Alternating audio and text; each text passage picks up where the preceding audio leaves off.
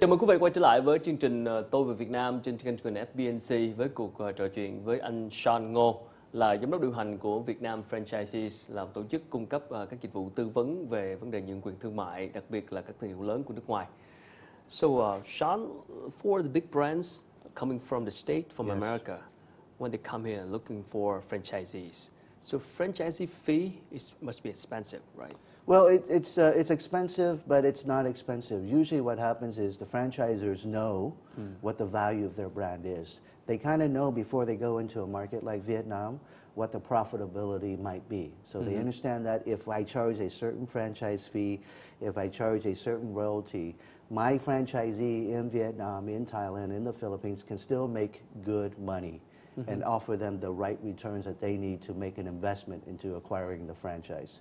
So they know overall what that process is, what it looks like, and they look for the franchisee to provide that detail for confirmation when they are in the process of acquiring the franchise. Do they have different policies for each market, or it's going to be the same, universal? I think that's a very good question. I think it's a combination of different countries and different market dynamics because, of course, obviously disposable income and middle class and all those key important factors are very different from country to country.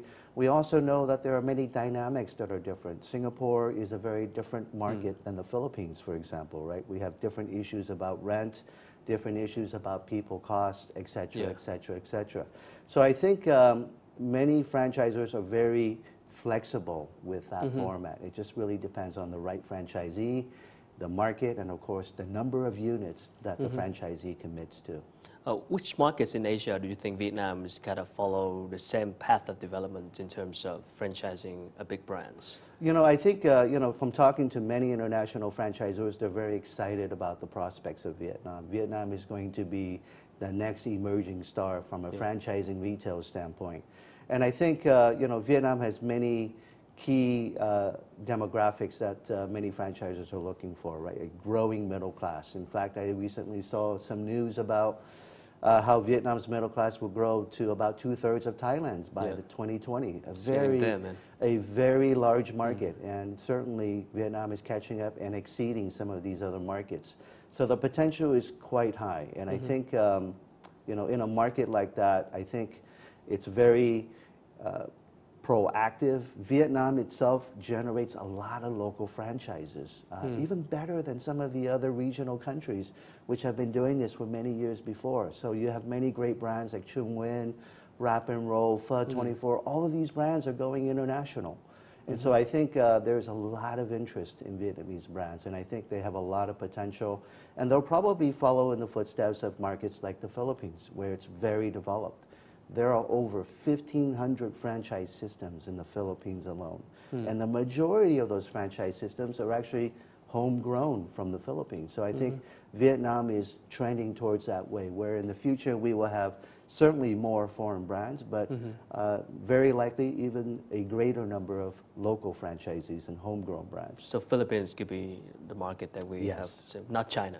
Not China. China is a different beast. We probably need a different show to talk about China. Okay, man.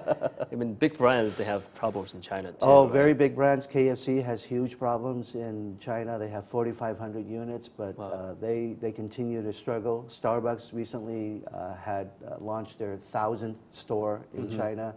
But again, very, very challenging times in China, just because of the size of the country and the differences in cultures even within China. Well, it's interesting you just mentioned Pho 24. Yes. It was one of the most successful franchising system at that time, but it got into trouble and it was sold out. Yes. I mean, in your opinion, what do you think is happening? Well, you know, first of all, I think you know, they were acquired by the Viet Thai group, and of course Jollibee owns a part of the Viet Thai group. So I think they are in good hands.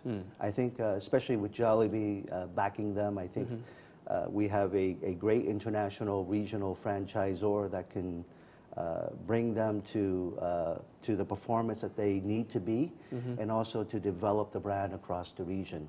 I think part of the problems with Pho 24 is that, and you know this as well as I do, we go to different Pho 24s and they all taste a little bit differently.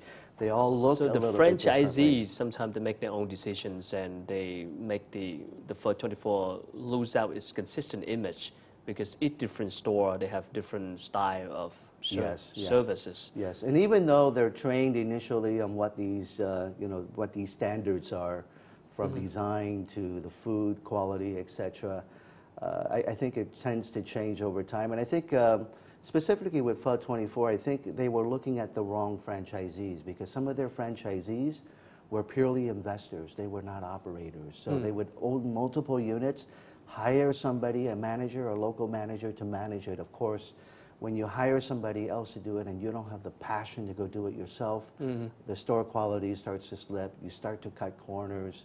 You start to make bad decisions for not only your franchise, but for the entire system.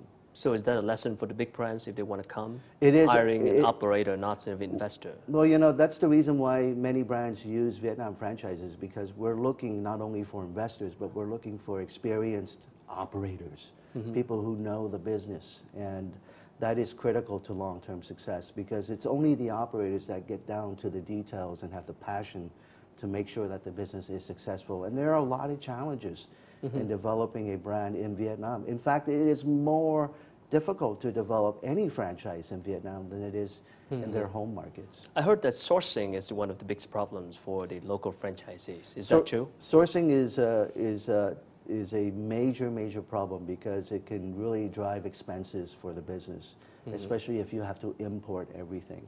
Luckily for us in Vietnam, we have lots of local suppliers, lots of regional suppliers when it comes to equipment for the kitchen, for example, or even stainless steel. We have lots of options for non-core products. But when it comes to quality beef, when it comes to quality cheeses, for example, unfortunately, even for the region, a lot of those products are still imported from places like Australia or New Zealand or the US, etc. So are the franchisees trying to solve the problem by finding local suppliers, or they still have to import everything? Or is that a problem? How can we solve the problem? Well, I think the problem will solve itself out over time. I think there's no doubt that when McDonald's opens up its first store, they'll be importing a lot of products to Vietnam. So that is the case.